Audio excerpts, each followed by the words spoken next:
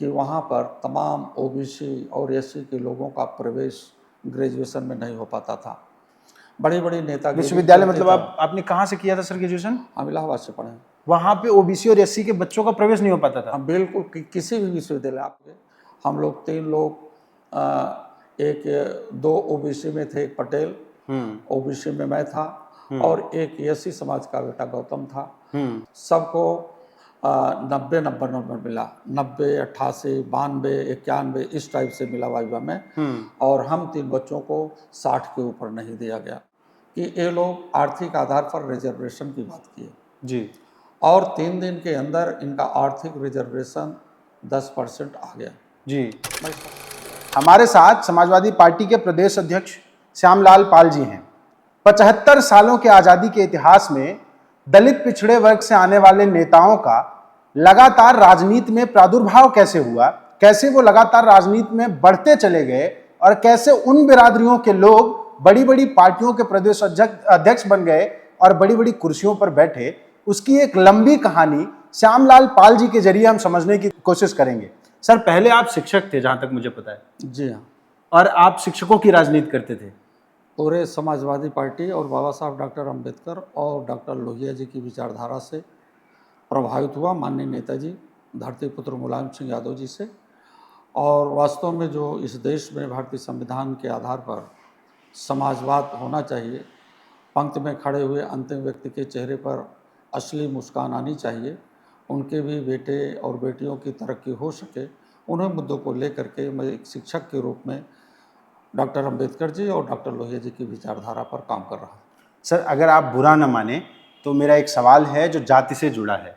पाल बिरादरी का प्रतिनिधित्व उत्तर प्रदेश की राजनीति में आज से पहले उतना बड़ा नहीं था। आज की तारीख में 2 बड़ी पार्टियां, समाजवादी पार्टी और बहुजन समाज पार्टी, दोनों पार्टियों के प्रदेश अध्यक्ष पाल बिरादरी से हैं। आपको कैसा महसूस होता है कि इलाहाबाद जैसे शहर से निकल के आप एक पार्टी के राष्ट्रीय प्रदेश अध्यक्ष बने? बिरादरी में करण दौड़ा है समाजवाद के लिए, बाबा साहब डॉक्टर अंबेडकर के उस संविधान को, जो उनकी मूल भावना है प्रस्तावना की, उसको लेकर के पाल समाज तो पूरी तरह से पूरे प्रदेश में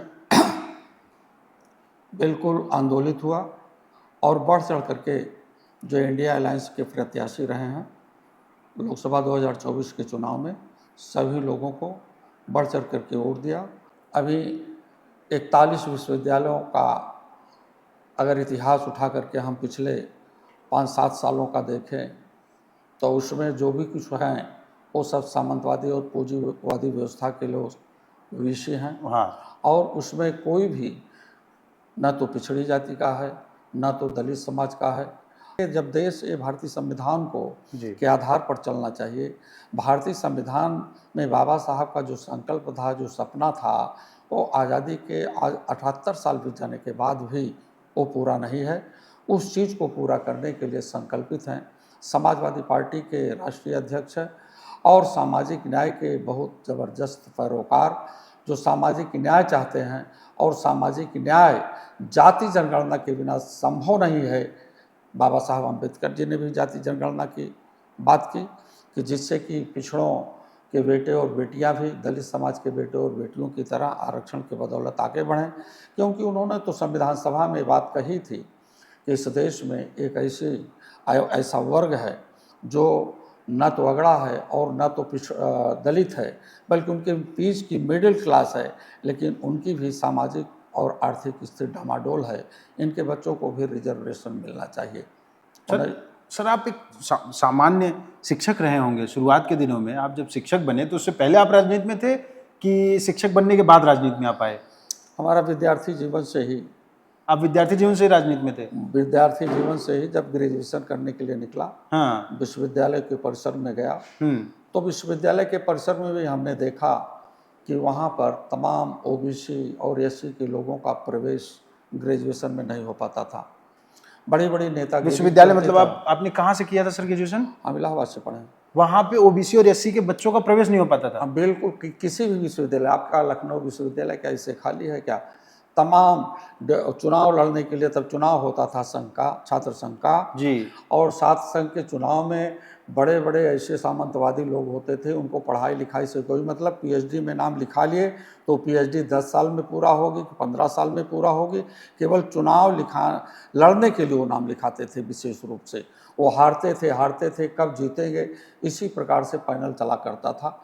लेकिन जब रिजर्वेशन का दौर आया 93 मंडल कमीशन के बाद, मंडल कमीशन और कमंडल, हाँ, कमंडल और मंडल की लड़ाई में जी, और आप उसी में कूद पड़े। हाँ, उसमें जो है इतना बड़ा आंदोलन चला कि एक तरफ लगता था मंडल वाले हैं, दूसरी तरफ कमंडल वाले हैं। लेकिन मैं धन्यवाद देना चाहूँगा अपने ऐसे तमाम ज़मीनी नेताओं को जिन्होंने महात्मा ज्योतिबा फूले जी के, छत्रपति साहू जी के और बाबा साहब डॉक्टर अंबेडकर के विचारों पर चल करके मंडल वालों ने एक ताकत दिया, जिसमें माननीय नेताजी मुलायम सिंह यादव जी रहे हैं, शरद यादव जी रहे हैं, लालू प्रसाद यादव जी रहे हैं, राम पूजन पटेल जैसे लोग रहे हैं। इन सब लोगों ने मिलकर के जब 91 में सरकार बनी, वीपी सिंह देश के प्रधानमंत्री रहे जी, तो उसमें लड़ाई मंडल और कमंडल के साथ साथ परिभाषित होती थी कि एक तरफ अगड़ा है, दूसरी तरफ पिछड़ा और दलित है। तो मंडल वालों ने कमंडल वालों को उसमें पटकनी दिया और वह चीज़ जो है माननीय नेताजी मुख्यमंत्री थे। सर आपने कभी फेस किया है, आपको कभी ऐसा हुआ हो कि आप पिछड़े थे, आपको पिछड़े होने की वजह से कभी ऐसा डिस्क्रिमिनेट किया गया हो? बिल्कुल हमारे जीवन में आई है। मैं एमएड कर रहा था, एमएड में जब हमने प्रवेश लिया संपूर्णानंद विश्वविद्यालय में जी, तो वहाँ पर हमारे साथ ऐसी घटनाएं घटी कि एमएड करके क्या करोगे। हम लोग 3 लोग एक 2 ओबीसी में थे, एक पटेल, ओबीसी में मैं था और एक एससी समाज का बेटा गौतम था। जो वाइवा होता है उसमें इंटरव्यू में 100 नंबर का था। बहुत प्रयास करने में सभी देखा गया, सबको 90 नंबर मिला, 90, 88, 92, 91 इस टाइप से मिला वाइवा में। और हम 3 बच्चों को 60 के ऊपर नहीं दिया गया। तो इस प्रकार से एक प्रकार से सौतौला व्यवहार रहा है, जबकि रिटन एग्जाम में उन लोगों से हम लोगों का अच्छा परफॉर्मेंस था। जी, इंटरव्यू में आपके नंबर कम कर दिए वाइवा में। वाइवा में कम कर आप उसके बाद शिक्षक बने सर। हाँ, उसके बाद शिक्षक बनने के बाद आपने कभी महसूस किया हो कि शिक्षक बनने के बाद भी आपकी जाति नहीं गई? ऐसा कभी हुआ हो कि आपको पिछड़ा होने की वजह से महसूस हुआ, कोई कहीं प्रमोशन रोक दिया हो या ऐसा? अब चूँकि मैं कॉलेज में माध्यमिक विद्यालय में टीचर रहा, वहाँ प्रबंध तंत्र की व्यवस्था होती है और प्रबंध तंत्री व्यवस्था में मैं ऐसे जगह पर रहा हूँ जहाँ पर कोई भेदभाव नहीं था जी, सभी लोग हमारे अगड़े भी टीचर थे, वो हमारे गुरु भी थे और हमारे पिछड़े समाज के एससी समाज के लोग भी थे। तो विद्यालय का ही माहौल इस प्रकार से शेड्यूल रहा है, चाहे वो डॉक्टर लोहिया जी के विचारों से या नेताजी के विचारों से, पंडित जनेश्वर मिश्रा के विचारों से, सभी लोग जो है जितने भी टीचर थे, चूँकि टीचर की समदर्शिता होती है कि हमारे बच्चे कल कलेक्टर बन जाए तो गुरुओं का नाम होगा, तो इस भावना से जो है हम लोग मिलकर के काम किए हैं। और शिक्षक पीरियड में ऐसा कोई हमारे साथ हमारे विद्यालय में नहीं रहा है। हम लोग हमेशा होनहार बच्चों का सम्मान किया करते थे, उनको इज्जत देते थे। सर एक और सवाल था। बहुत सारे लोग, जैसे जब समाजवादी पार्टी संविधान की बात करती है, जब आप लोग सदन में संविधान लेके जाते हैं आपके तमाम सांसद और संविधान बचाने की बात की जाती है, ठीक उसी समय पर नरेंद्र मोदी जी कहते हैं कि सिर्फ 4 जातियां होती हैं, गरीब, महिला और ये, और उसके बाद साथ में ये भी कहते हैं कि अब जातिवाद नहीं है प्रदेश में या देश में। मोदी जी के अनुसार जो है युवा है, महिला है, गरीब है, मजदूर है, ये 4 जातियां हैं जी। मोदी जी बात करते हैं एक देश में एक इलेक्शन जी। हमारे नेता बात करते हैं माननीय अखिलेश यादव जी कि एक देश में 2 प्रकार के लोग हैं, एक अमीरों का है और दूसरा गरीबों का। और अमीर लोग जो है जो गगनचुंबी इमारतें हैं उसमें बैठ करके गरीबों के लिए कानून बनाते हैं विकास का, लेकिन वो किसान जिनके लिए इन्होंने 3 कृषि विधेयक दिया और किसान महसूस किया कि नहीं, एक बिल हमारे लिए काले दिन लाएंगे, अच्छे दिन नहीं लाएंगे। उन किसानों ने जब सड़कों पर आकर के प्रदर्शन किया प्रदर्शन के बाद उन किसानों को मिलता क्या है? ठंडी ठंडी पानी की बौछारें दी जाती हैं, उनके रास्ते में बड़े बड़े किले ठोके जाते हैं, उन्हें प्रताड़ित किया जाता है, पीड़ित किया जाता है, और 750 किसान इस देश में अपनी मांगों को लेकर के खत्म हो गए। इसका जिम्मेदार कौन है? मैं तो सरकार से सवाल करता हूँ, क्या बताओ 2014 के पहले आप सरकार में नहीं थे? बात करते थे कि एक सर काट करके जो लाएगा हम उसका 10 सर काटने का काम करेंगे। पुलवामा में जो घटना हुई, 42 हमारे सैनिक शहीद हो गए। मैं सवाल करता हूँ इस सरकार से, केंद्र की सरकार से, कि बताओ कि 42 जो शहीद हुए पुलवामा में, उनकी लड़ाई पाकिस्तान से थी या चाइना से थी? वहाँ का राज्यपाल सतपाल जी, मलिक जी जो रहे हैं, उनका क्या बयान था? इसकी पूरी जांच होनी चाहिए। हमारे सैनिकों के साथ धोखा हुआ है, इसलिए ऐसी सरकार को जनता समझ चुकी है।